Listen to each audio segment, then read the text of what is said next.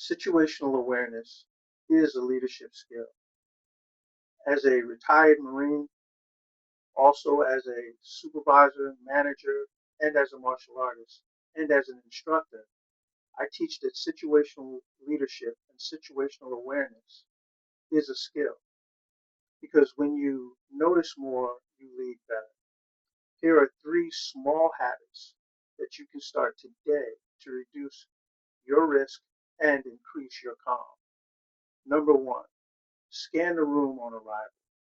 Spot exits and unusual behavior. The benefit of this is more control when things do change, if they change. Number two, use a what's different type of checklist in your mind. So during the transition, parking lot, elevator, lobby, these things will make you look for what's out of place. So there'll be fewer surprises for you if something were to change. Number three, anchor to breathe. When you feel rushed and or distracted, one slow exhale resets your attention.